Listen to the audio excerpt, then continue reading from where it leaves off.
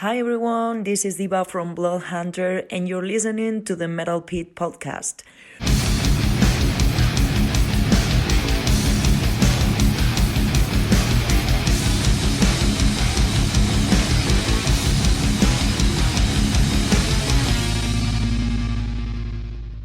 Welcome to the Metal Pit podcast, where we delve deep into the albums and bands that shape metal. Please visit our website, The Metal Pit, at www.themetalpit.org, where you can find album reviews, interviews, and live show reviews. Also follow us on Facebook and Instagram at The Metal Pit. And for some video interviews, video shorts, and audio versions of this podcast, visit our YouTube channel, which is youtube.com at The Metal Pit 666. You can email me about the podcast, which is podcast@themetalpit.org, if you have any comments, suggestions, or maybe you want to be a guest. And we also have an Instagram for the podcast that I just created. That is the Metal Pit Podcast on Instagram. And if you're on Spotify, I just created a Metal Pit playlist. And so you can look that up on Spotify if you use that service, which usually features new tracks and some old classic tracks too. Today we're going to talk about a thrash album, and I thought, who better to have to guest on an episode about a thrash album but somebody that's in a thrash band. So I got my guest today is Tim Scott of the band Methane. How are you doing today, Tim? I'm all right, Blake. How are you doing, man? Good. Thanks for joining me here. Cool, man. Cool you have me on, man. Yeah, Methane is from Sweden. Now, you're originally from the United States, correct? Right. And is the rest of the bands all Swedish? Are they? Everybody's Swedish now. I mean, the band, when we first started out, my little brother also had moved out here to hang out, and he was one of the original members of the band, but now he's back in the States in Maryland now. Okay. Is that where you're from, or you from? No, I'm originally, I was born in New Jersey. I grew up in Eureka, California, during the 80s, during the thrash scene really broke out. Then I moved back to New York, New Jersey. Later on in the late 80s, early 90s, I was there. Lived in Florida. I've lived in Colorado. I've lived all over the place now. Now I live here. Okay, well, before we get talking about the album, we're going to talk about you a little bit and your band. So what's happening with Methane right now? Is there anything going on right now? Yeah, right now we're, I guess in 2 weeks, we're going out on the road. We're going to be playing here in Europe. We're going to play in a couple gigs in Finland with some of our friends, Sergeant Slime and Blood Ride, some really cool Finnish thrash bands, crossover stuff. And then we'll be going down to... We're bombing overnight down to Germany and Belgium to play with Tony and Whiplash. Oh yes, I've seen that posted there. Yeah, right. So that'll be fun. Yes. And are you? I got your EPK there, and I did an album review there the other day. But it says on it about recording an EP. Is that still on the plans to record an EP?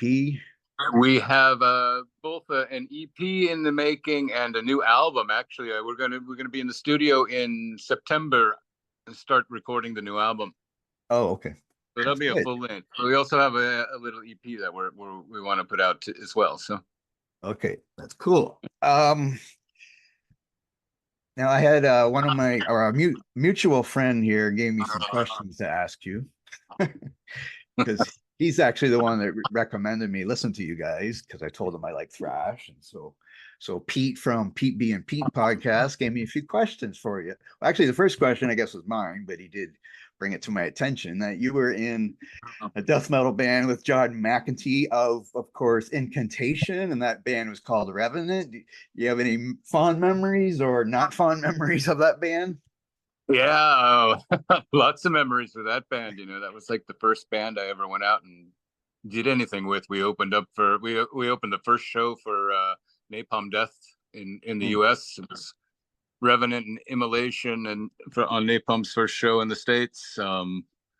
We toured the Altars of Madness tour with Morbid Angel. Yeah, we did a lot of cool stuff, man. A lot of cool stuff. And it was back in the days with tape trading, and everybody would trade shows, and we traded shows with Cannibal Corpse when they were a demo band, and I mean, it was just like, you know, those days are incredible days. I don't Yes. Yeah, young people today have no idea what it was like trying for to real. discover music back then, which we'll probably get to on the album we're going to talk about, because I have a few things to say about that. Okay, Cool. now some of the questions. Okay, so last summer your band played in Budapest, and Pete asked me to ask you about your opening act for that show, because I guess Budapest was incredible. It was actually, we were on tour with Massacre last year, and Massacre hopped off and to play some festival, so we had to find our own gig. We found a gig in Budapest, and we had the best opening act. Can't say it's a band. It was the most opening act. We look on stage, and they're playing like Motley Crue songs and stuff, and there's girls up there belly dancing. It was crazy. So we had belly dancers open up for us. I sent Pete a couple videos, and like showed him what he was missing. You know, it was pretty funny. So it was just music playing while they were belly dancing? It didn't matter. Yeah. Didn't even music. Well, that's interesting. Yeah, he never gave me a secret of what the answer was going to be. So okay. Yeah. That's what they have in Budapest. They got thrash metal bands with belly dancers. It's awesome. And did the crowd like the belly dancers? I wasn't paying attention to the crowd. Yes, I can see that. Okay. Now, since I want to have McDonald's as a sponsor of my podcast, I thought we should talk about McDonald's, because Pete says you like the McRib.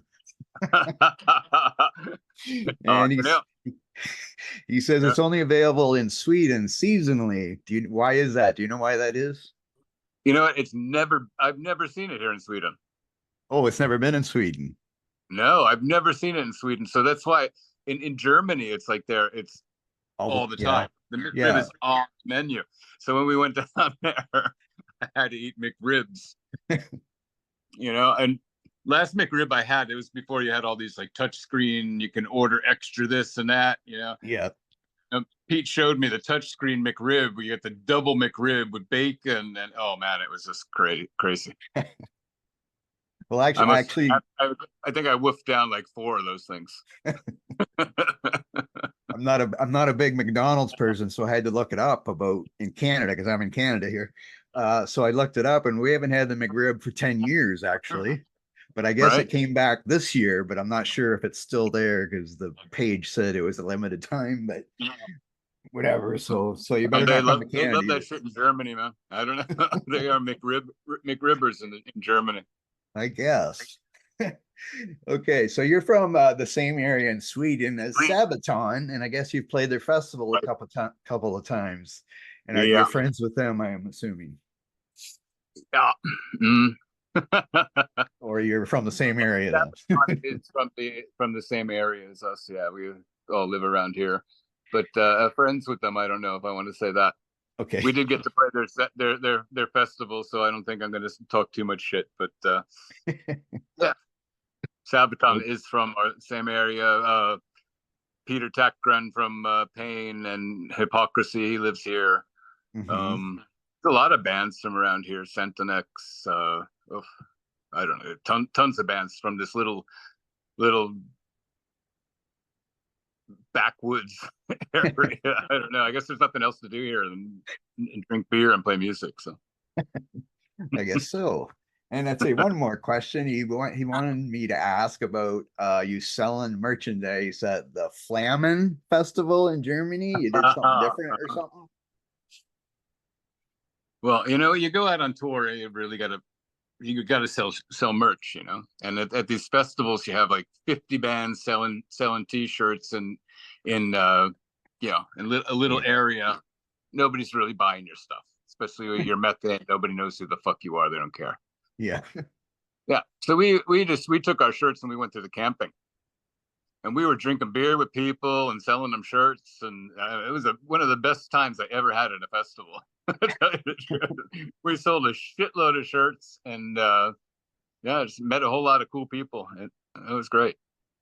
That's cool. And of course, since they're drinking some beer, they're probably more apt to buy some stuff too. Yeah. And we were a little cocky at that time too, you know, kind of drunk, and like, come on, buy a shirt. Yes, well, that's cool. Is there anything else you want to add before we start talking about an album? No, that sounds good, man. I don't know. Okay, so I let you decide, kind of. I mean, I told you that I'm a thrash guy mostly. So we went for, and we haven't did this band yet, because I know it's been in the works, but we're gonna do Overkill. Right. And you thought you'd want to talk about the first album. And it's funny because I was looking, because I have a whole bunch of vinyl from the 80s, and then CDs came out. And I don't think I've ever had this album actually on CD or vinyl. Really? I have Taking Over on vinyl, and then I have like 12 or 13 CDs. And then of course now we have Spotify and all that stuff. But so I think this could be the first time I even listened to this album, was preparing for the podcast. Of course, I've heard the one song there, which we'll get to, that they play at every concert pretty much. But yeah, so it was new for me to look. When did you first? Oh, because I first heard Overkill on their the Under the Influence. Yes, that was the first Overkill album I ever had. And so I went back and got Taking Over, but I know I liked, and then Under the Influence. And then what's the next? Years of Decay. Sorry, that was the big one back then, I guess. And that's the one I listened to the most. But when did you first hear Overkill? Was it this album or? I discovered, like I said, I lived in Northern California when I was in the 80s. We used to drive down from Eureka to San Francisco. It was about a 5-hour drive to go to gigs. Mm-hmm. And I think I discovered Overkill. We didn't know who they were. We didn't listen to their album first, but I think it was Slayer Rain and Blood album just came out, and they played The Stone with Overkill. Yeah, normal little club, you know. Mm-hmm. That's when I discovered Overkill. Mm. And then when I learned they were from New Jersey, you know, it was kind of like, oh, I'm from New Jersey. You from New Jersey? I'm from Jersey. Okay. Yeah. Now, actually, I forgot. I was going to ask you this, and then I forgot, and I already passed over it. But what guided you into heavy metal in the first place? Was it that time still, or was there something else? No, I mean, I think I was a little kid. I was at Sears Roebucks with my mom, Mm-hmm. and I saw a Kiss album, you know, with the Kiss Dynasty album. It has the just their faces, you know, the four monsters on the album cover, and I had to have that. I don't know. I fell in love with the album cover, like we did with a lot of stuff back then. Just looked at the album cover and said, "Oh, that must be awesome." Yes. So that kind of started me out. I got that. My mother bought me that, and so Kiss Dynasty started me out listening to metal and hard rock and stuff like that, and it just grew from there. I mean, again, living in Northern California, you were either a new waver and listened to Cyndi Lauper, or you were a metalhead, you know. Yes. Okay, so I'll just give a little brief bio on Overkill. I'm sure most people, if they listen to this podcast, they know who Overkill is. But they're an American thrash metal band, and as you just said, they were from New Jersey, and they formed in 1980. Of course, they're still around today. They just had an album out last year. They've got 20 albums, studio albums, that is. So they've had many lineup changes, obviously. But D.D. Verney, the bass player, and vocalist Bobby Blitz are the only constant members, I guess. And the current lineup has those two, with Dave Linsk on guitar, Derek Taylor also on guitar, and J.C. Bittner on drums. And we're going to talk about their first album, which was 1985, right? I think. Sorry, I lost my place. Sounds right. 1985. And this was released, where did I put that? October 15th, 1985. Yes, on Megaforce Records. And the lineup for this was Bobby Blitz on vocals, D.D. Verney on bass, Bobby Gustafson on guitars. They only had one guitarist back then, and Rat Skates on the drums. So we're just gonna, I guess, start talking about the songs first, and we can talk about the catalog later. So the song, oh wait, I was gonna just say, like, they're one of the leaders in the thrash thing that started, of course, with whatever Metallica and Slayer. And I just, the big four had Anthrax and Testament, but Overkill, like, they could have been in there too. A Would you lot of people agree? try to put them in there. Yeah. And like, I guess it wasn't, no, it wasn't, sorry, it wasn't Testament, it was Megadeth and Anthrax. But yes, they definitely could have been in there. Or if there was a top 8, I'm sure they'd be in there. Okay, so we're gonna start. The title track, or the lead track, is Raise the Dead. So what do you think of Raise the Dead?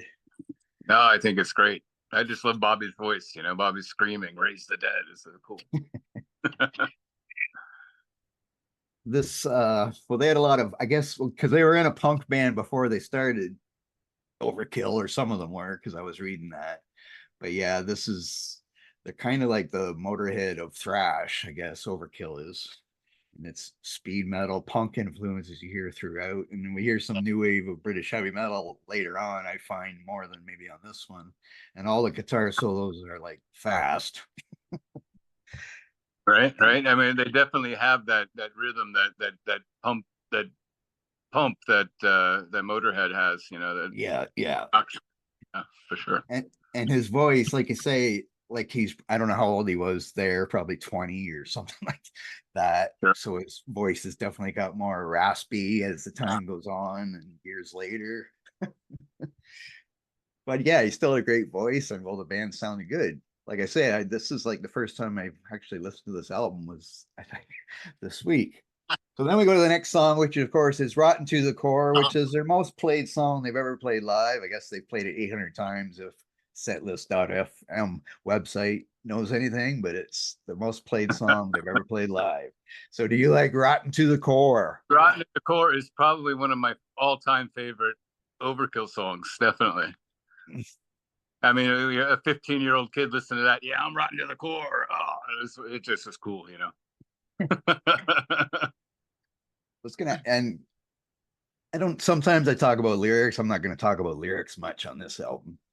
But for me, anyway, back then, I didn't really care much about the lyrics. I mean, I might learn them and stuff, but it didn't really matter to me about the lyrics if the music was good. But you, as a person who writes songs, back then, did the lyrics mean a lot to you? Or lyrics always meant something to me, Yeah, definitely. I think like it's a story being told with music. So that's always been kind of important for me. Yeah. Yes. And you're a bass player, and so what do you think of the bass, like Overkill's bass on this album? I don't know, like I didn't have time to go back and listen to all 20 Overkill albums, but yeah, yeah, he's a great bass player. He was. Yes. I've never really thought about it. I've kind of just thought of the album as a whole. I mean, it's got a really bad old production, and I don't know. It's just cool. Yes. Very raw compared to what they do now. But for sure. They definitely haven't changed much though over the years. They still just thrash it out. And then we go to, let's see, There's No Tomorrow. Have any thoughts on this song? Well, I mean, that's another one of these songs. I mean, you talk about lyrics and stuff like that, I mean, that always, I like songs that little Armageddon, little, nuclear war kind of stuff like that. So there's that always kind of been one of my favorites too. There's like a melodic section kind of in the middle of this song. And it's the closest you get to a ballad, I guess, from Overkill, at least on this album. But I know they're a lot of thrash, I guess, was influenced by the new wave of British heavy metal. But I can hear some like Maiden stuff in here, kind of like Maiden influences and stuff, especially in the slow down part. Like it reminds me of Remember Tomorrow from the second Iron Maiden album. But then of course they make sure they pick it up at the end, so it's still a thrash song. And then it kind of reminds me of Slayer, actually. Just the fast parts at the end of that song. Then we go to Second Son. What are your thoughts on this one? Oh God, I don't know if I even remember which song that is. I should have listened to the album before I talked to you. Well, this song is a little more toned down than the rest of the Right? song. Yeah. Okay. Yeah. It's a little longer, yeah, but Yes. it. Mhm. And I can definitely hear the new wave of British influence on this one too. And his vocals, yeah, I mentioned that his vocals weren't as snarly or raspy as they are now, but yeah, and there were some catchy riffs on that song. Then we go to, this is probably my favorite on the album, I think, from just reimagining, re-listening to this album again. But Hammerhead, you like Hammerhead? Oh yeah, Hammerhead, of course. That's one of it's like that's a real heavy metal, like raw, heavy metal song. Yes, I mean, there's lots of, I find there's lots of galloping in this song, which again takes us back to right. Iron Maiden, but of course heavier. Yeah, I mean of course. I mean in the '80s, right there, '84. What was the Maiden album then? That was Peace of Mind in '84. Peace of Mind, yes. exactly. Yeah. Oh no, it was that was a huge album. Peace of Mind was '83. Power Slave was '87, right? Yeah, right. Yeah. I don't know, but I mean, Maiden was huge back then, anyway. So it's not strange that a lot of Maiden came into other band influences. Yes, and they still do today, actually. Yeah. What was I going to say? Yeah, there's insane drumming in that one too. Like it just sounds like he makes a song sound even faster than it already is, but it's definitely one Hammerhead that is a great it fits the song so perfectly, the title, because that's just what it sounds like when you listen to it. Right. This is what a Hammerhead smells like. Okay, then they go to the title track, which is of the album, Feel the Fire. You remember this one? Oh, of course, Feel the Fire, man. I mean, that was another metal anthem, you know. Mm-hmm. No. And I also think that it's kind of Maidenish in this one too. I guess yeah, sure. Sure, lots of Maiden, lots of Motorhead in the whole album. Yeah. Again, the lyrics, I love the lyrics in this too. Burned at the stake like a witch. I mean, it was just. I think Bobby was awesome at writing lyrics back then. Yes, I still is, but it's not this song maybe wasn't as thrashy as some of the other songs on the album, but it does get speedy at the end, of course. And I hear still lots of galloping in that song too. I don't know. Then we go to Blood and Iron, which is the shortest one on the album. But what do you think of this one? Yeah. I mean, I think the whole album is full of heavy metal anthems. Yeah. For me, anyway, it is, I mean, Hammerhead, Feel the Fire, Blood and Iron. Yeah, it's cool. Awesome stuff. And the drum and the chorus. Sometimes I have notes here and I have fast drumming, but I mean, every song is fast drumming, so I don't know why I put that down.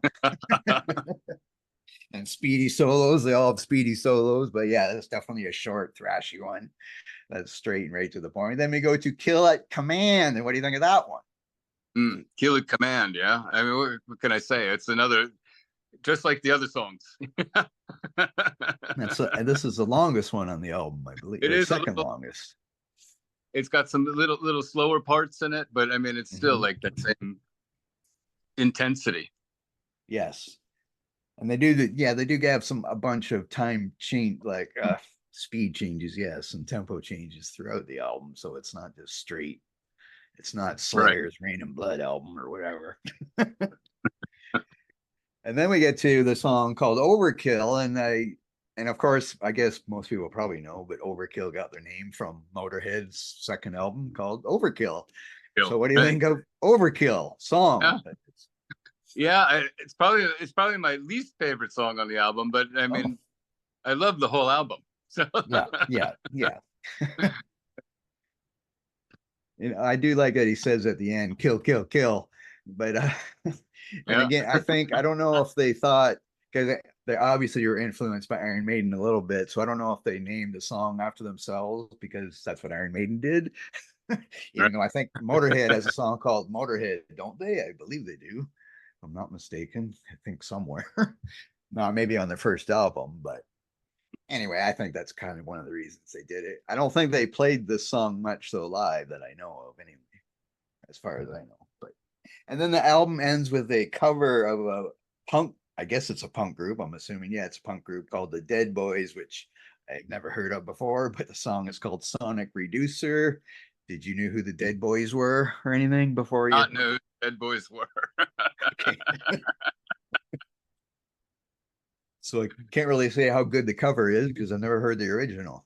And I'm not even sure. Actually, this song wasn't even on the first vinyl, I don't think. I think it came out later on CD or something. So yeah, it must have been because I'm not used to that. I always thought it was that song.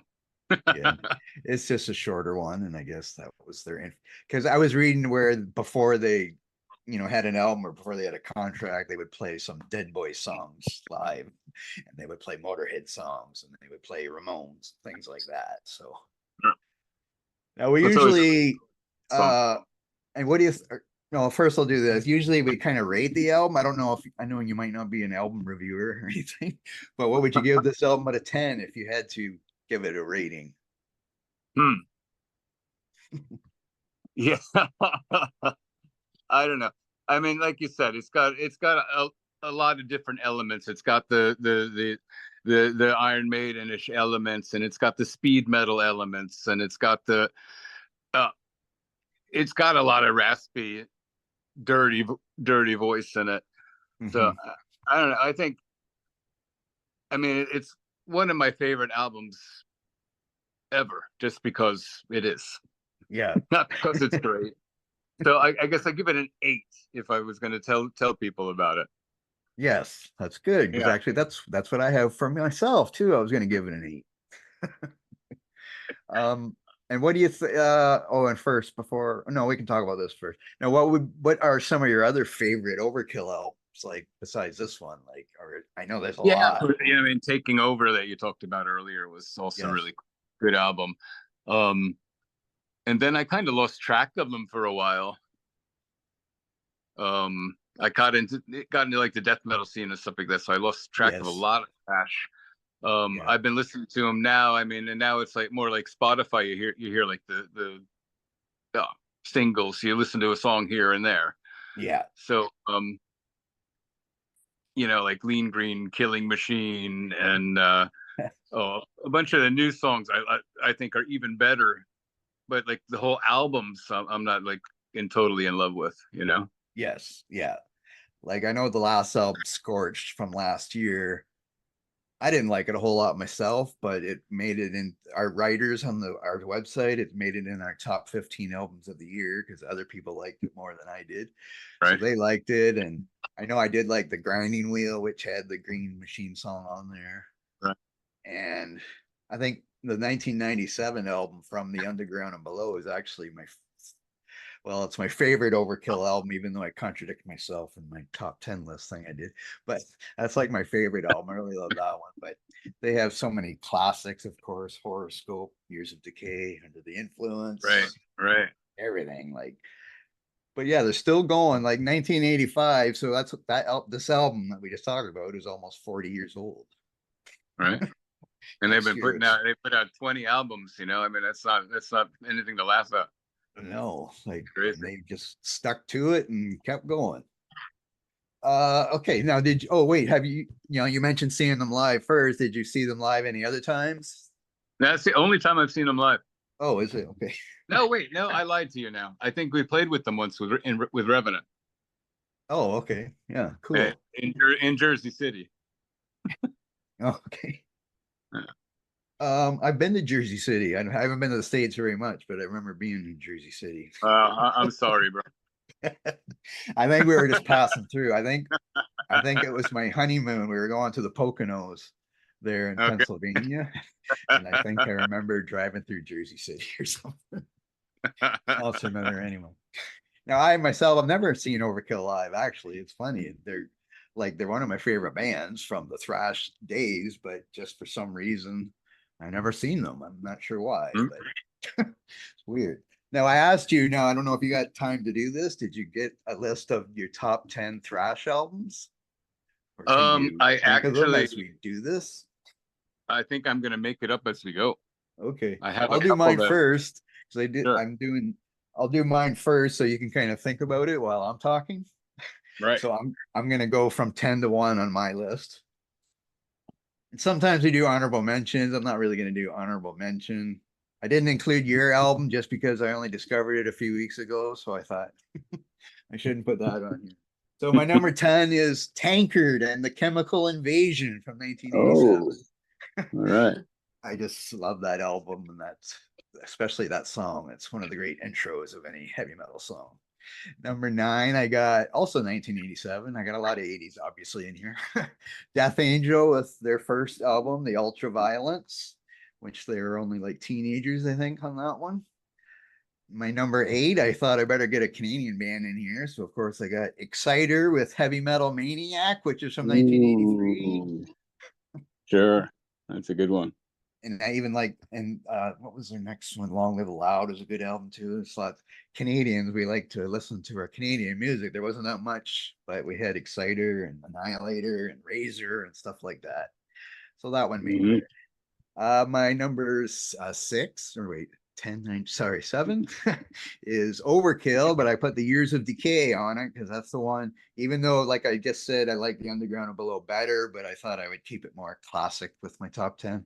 So the Years of Decay I have there, and that was 1989. Number 6, I got Megadeth with Peace Sells, 1986.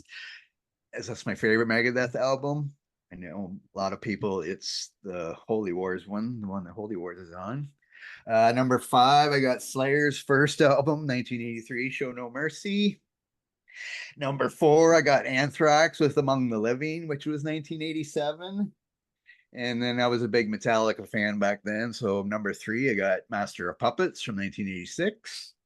My number 2 album is Exodus, first album, Bonded by Blood from 1985. I just love that album. And my number 1 is also Metallica with Ride the Lightning, as I like that one better than Master of Puppets. And that was 1984. So are you ready now? All right, 10 albums. I don't really have an order. Okay, That's fine. Just, that's Yeah. okay. Well, we can start out with Overkill, Feel the Fire. Yes. We talked about today. It's one of my all-time favorites. Testament. You know, it's hard. I need to pick one Testament album. It's between the Legacy and the New Order, and I'm gonna go with the Legacy just because of Over the Wall is so cool. Yeah. Bonded by Blood, also in my top list for sure. One of the first thrash albums that really turned me on to thrash. Like, yeah. Hallows Eve, Death and Insanity. Kind of an odd one, but I used to listen to that album all the time, and yeah, it just had to be on there. How many is that now? That's 2, 3. Slayer album. I think Haunting the Chapel, definitely Haunting the Chapel. That I used to listen to a lot with Bonded by Blood back then. Yes. Megadeth, Killing. Oh, the first one. Okay.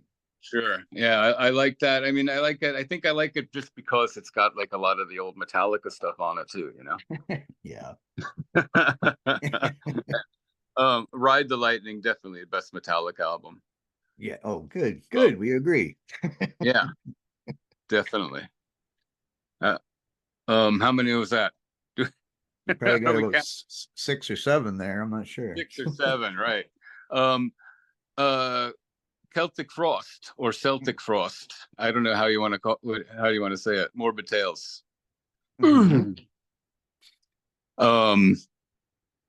Voivod. Also one of my favorites. Technology. Killing Technology.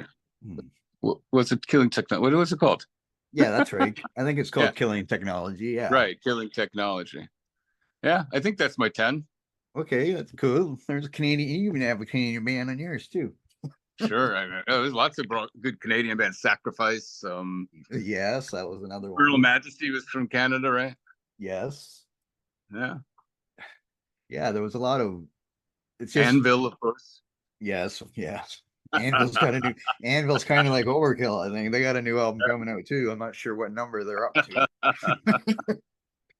but they're still doing it too. Right. But yeah, Testament. That was another one. I really like Testament, but I was having a hard time deciding. Okay, what album do I want to put on it? Just kind of like you were with those two.